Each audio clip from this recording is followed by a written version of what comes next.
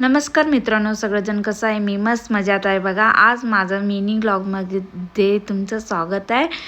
चला आपण चकले बनवू. आता कशाला चकले बनवते असं वाटत असले तुम्हाला. आता संक्रमण आले म्हणून मी चकले करते बघा. तांदूळची पीठ आणि डाळाची पीठ मी हे करून ठेवलं. इथं सुवर्णाची चकलेची हे होतं मसाला, हे सगळं घातलं. गरम तेल करून ठेवलं होतं, गरम पाणी पण ठेवलं होतं. गरम तेल टाकलं मी 2 चमचा, मिक्स केलं. असं व्हायला पाहिजे.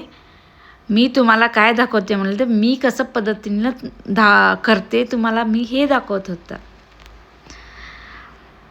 आता गरम पाणीला मळून टाकलं सगळं. खूप छान झाले चकली.